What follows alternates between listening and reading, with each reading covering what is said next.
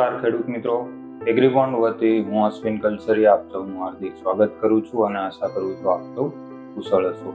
હવે આજનો આ વિડીયો ખાસ તમામ ખેડૂત મિત્રો માટે, હવે જેમણે મગફળીનું વાવેતર કર્યું હતું, મગફળી જે છે અત્યારે 60 દિવસ એટલે કે 2 મહિના ઉપરની થઈ ગઈ છે, 60-70 દિવસ ઉપરની મગફળી ઘણા ખેડૂતોને થઈ ચૂકી હોય છે. અત્યારે સુયા છે, જમીનમાં બેસી ગયા હોય છે, એમાંથી ડોડવા બનવાની શરૂઆત થઈ ગઈ હોય છે, ડોડવામાં દાણો ભરાય છે.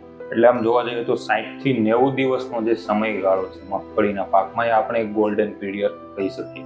કારણ કે આ અવસ્થા દરમિયાન તમે જે માવજત કરશો એ હવે આપણે લેખે લાગશે. આ સિવાય અગાઉ જે આપણે 60 દિવસ માટે માવજત જે મહેનત કરીએ છીએ, બિયારણથી લઈ દવા, ખાતર, પાણી જે પણ મહેનત કરી છે, એનું સાચું પરિણામ આ અવસ્થાએ આપણને મળવાનું હોય છે. એટલે કે ભાઈ ડોડવા બને, ડોડવામાં દાણો બેસે છે, દાણા ભરાય છે. તો આખી જે પીરિયડ છે 30 દિવસનો, એ માટે આપણે ખાસ શું માવજત રાખવી, મગફળીમાં જે ડોડવા છે એનું ડોડવાની અંદર દાણો છે ભરાવદાર, વજનદાર બને એ માટે આપણે શું માવજત રાખવી જોઈએ, એની આજના વિડીયોમાં આપણે ટૂંકમાં ચર્ચા કરીશું.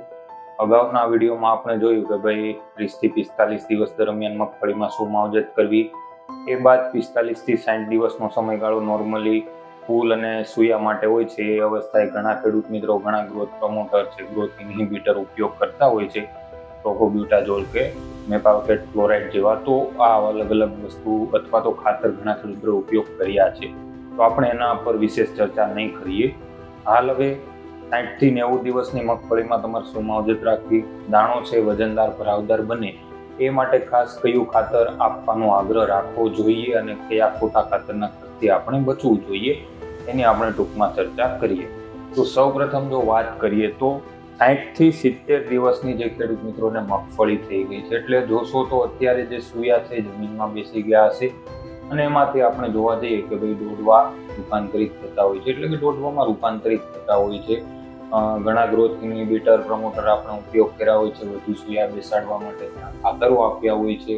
પણ આ અવસ્થા એટલે કે 60 થી 70 દિવસે છે એ હવે અગત્યનો તબક્કો છે.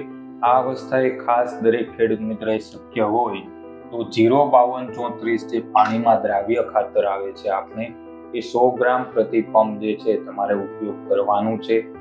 ફોસ્ફરસ જે છે એ ખાસ આપણે સૌ જાણીએ છીએ કે ફાલ અવસ્થાએ આપણે વધારે પ્રાધાન્ય આપતા હોઈએ છીએ, એટલે જે ફોસ્ફરસ 52 મળે છે એ સાથે 34 પોટાશ આવે છે કે જે ખાસ કરીને ફળ અવસ્થા માટે વધારે ઉપયોગી હોય છે. એટલે 05234 60 થી 70 દિવસની મગફળીની અંદર તમે આપી શકો છો. 100% 45 થી 60 દિવસે પણ તમે વાપરેલું હશે, પણ એનો બીજો ડોઝ તમે આ અવસ્થાએ પણ આપી શકો છો.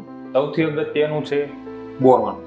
ખાસ 60 થી 70 દિવસની મગફળીમાં બોરોન 20% 20 ગ્રામ પ્રતિ પંપ જે છે તમારે ઉપયોગ કરવાનું છે. 05234 આપો છો તો એની સાથે બોરોન 20% મિક્સ કરી દેશો ચાલશે, પણ આ અવસ્થાએ ખાસ આપણે બોરોન ભૂલવાનું નથી. બોરોન 20% 20 ગ્રામ પ્રતિ પંપ આપવાનું છે, કારણ કે સૌ જાણીએ છીએ કે બોરોન છે એ ફલનીકરણની પ્રક્રિયા માટે અગત્યનું પોષક તત્વ છે. પણ બોરોનનો બીજો મુખ્ય રોલ શું છે કે એ જે છે પોષક તત્વોનું પરિવહન જે છે ને એ કરે છે. અત્યારે સુયા બેસી જશે જમીનમાં, ઘણાને એવું થાય જમીનની અંદર સુયા નથી બેસતા, સુયા નીકળા બહુ બધા છે પણ એક્ઝેક્ટ જમીનમાં એવા નથી બેસતા. ઘણા ખેડૂત મિત્રો ઉપર પેલું ડ્રમ આકારે છે કે જેથી કરીને સુયા જમીનમાં બેસી જાય છે. દેશી નુસ્ખો છે, એ યોગ્ય માર્ગદર્શન લઈને તમે ઉપયોગ કરવો હોય તો કરી શકો છો. પણ બોરોન જે છે એ ખાસ તો કે પોષક તત્વોનું પરિવહન કરવા, સુયા જે જમીનમાં બેસે એ માટે પણ બોરોન અગત્યનું છે. એટલા માટે, અને અત્યારે શું છે કે સુયા જમીનમાં બેસીને ડોડવા બને એ માટે પોષક તત્વો બહુ જરૂરી છે, એટલે પોષક તત્વો પહોંચાડવા માટે પણ અત્યારે બોરોન અગત્યનો ભાગ ભજવશે. એટલે ખાસ 60 થી 70 દિવસે બોરોન 20% 20 ગ્રામ પ્રતિ પંપ ઉપયોગ કરશો, સારું રિઝલ્ટ મળી શકે. હવે આ સૌથી અગત્યનો તબક્કો છે 75 થી 80 દિવસનો, અથવા તો 75 થી 82-83 દિવસનો જે તબક્કો, કે જ્યારે ડોડવા આવી ગયા હોય છે, નાના નાના અંદર દાણા ભરાવાની શરૂઆત થઈ ગઈ હોય છે. ઘણા ખેડૂત મિત્રો આ વખતે એવો પ્રશ્ન આવતો કે કેલ્શિયમ નાઇટ્રેટ અમારે ક્યારે વાપરવું જોઈએ, કેમ કે ગયા વર્ષે જેણે ઉપયોગ કર્યો અમને ખ્યાલ છે કેલ્શિયમ નાઇટ્રેટ વાપરવાથી એવો સારો ફાયદો થઈ શકે છે. બીજા બધા અઢળક ખાતરના ખર્ચ કરવાને બદલે એક ખાતરના ઉપયોગથી જ તમે ડોડવાની અંદર સારો દાણો ભરાય એ માટે કરી શકો છો. એટલે ખાસ 75 થી 80 દિવસનો સમયગાળો થાય, અથવા તો 82-83 દિવસે પણ તમે કેલ્શિયમ નાઇટ્રેટ જે આવે છે આપણે એક પંપની અંદર 100 ગ્રામ પ્રતિ પંપ આપણે નાખી અને તમે છંટકાવ કરી શકો છો. ખાસ દાણો છે ભરાવદાર થાય, ડોડવાની અંદર દાણો સરખી રીતે ભરાય.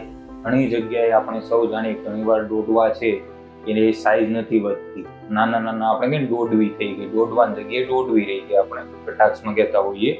એટલે ખાસ અને ઘણીવાર શું થાય, ચીમળાઈ ગયેલા દાણા આપણે દોડવાની અંદર જોવા મળશે. આખો દાણો નથી ભરાતો, દોડવો મોટો થાય ખોલો એટલે અંદર ચીમળાઈ ગયેલો દાણો જોવા મળે. એટલે ખાસ દાણો છે ચીમળાઈ ગયેલા નો રે, દોડવા ખાલી નો રે, દોડવાની અંદર દાણો પૂરેપૂરો ભરાય એ માટે ખાસ 80 દિવસે કેલ્શિયમ નાઇટ્રેટ જે છે 100 ગ્રામ પ્રતિ પંપ તમે આપી શકો છો.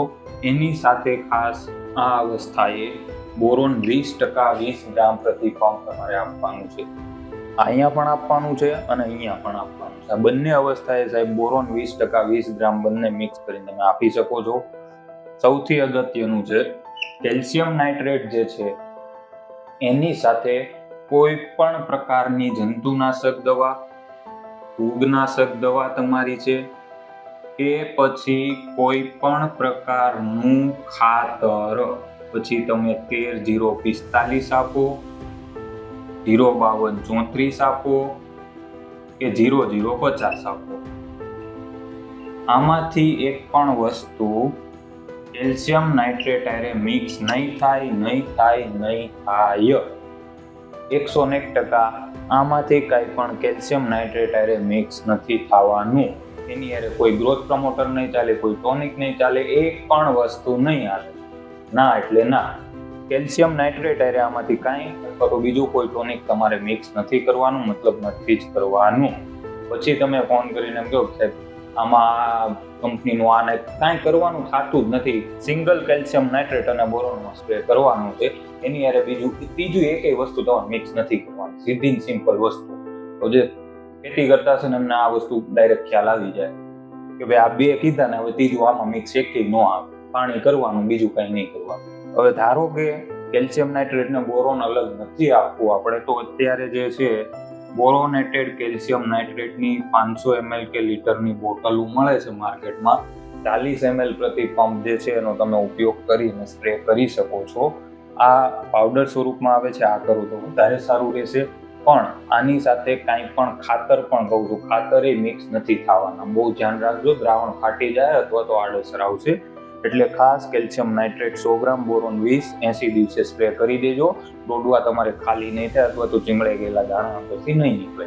છેલ્લો તબક્કો 85 થી 90 દિવસ. ઘણા ખેડૂત મિત્રો 90 દિવસ પછી પણ સ્પ્રે કરતા હોય છે, પણ હું માનું કે 90 દિવસે છેલ્લો સ્પ્રે આપી દો એટલે તમારે બેસ્ટમાં બેસ્ટ તમે સારું રિઝલ્ટ આપી શકો છો. અને એ અવસ્થા એટલે કે ભાઈ 0-0-50 100 ગ્રામ પ્રતિ પંપ તમારે ઉપયોગ કરવાનો છે.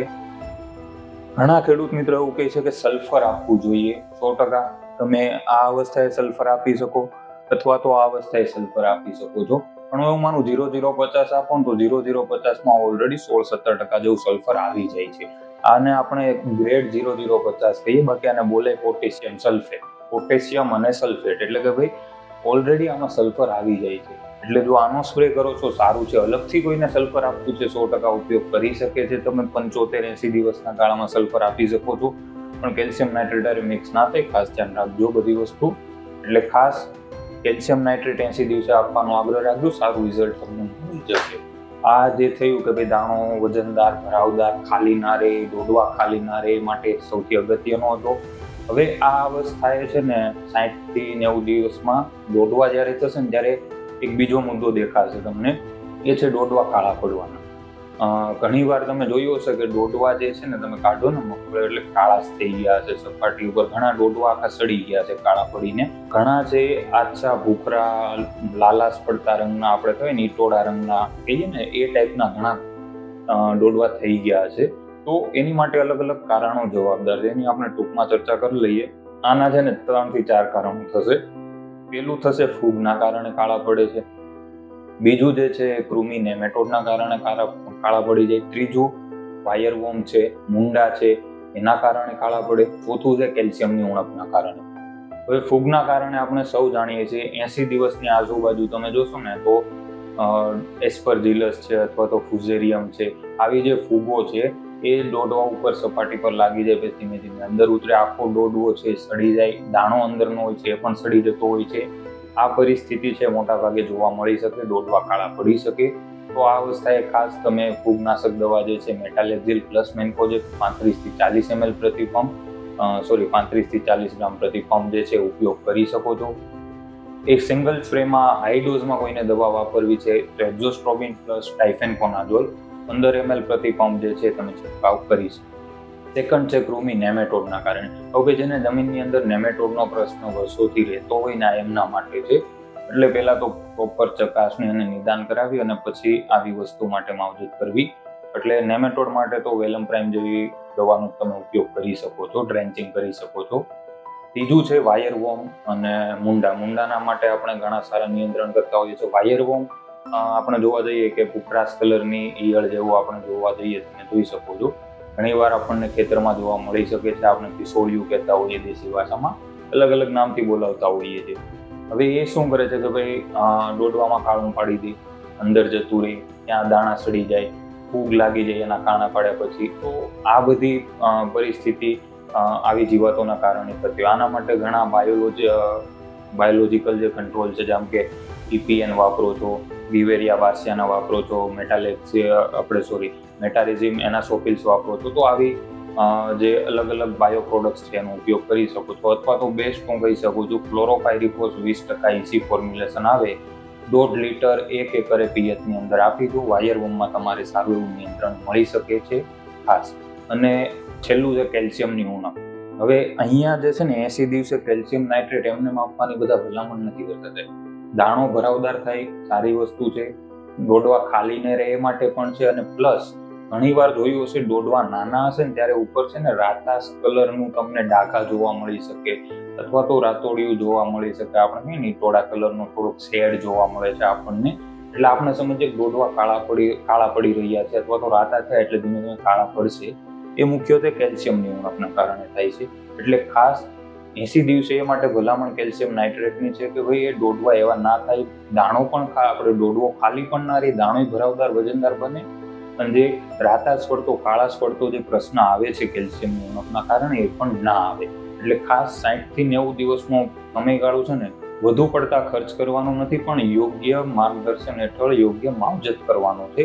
એટલે આડેધડ ખર્ચો આ ટોનિક ને પેલું ને આ તેમ બધું મિક્સ કરીને નહીં આપતા.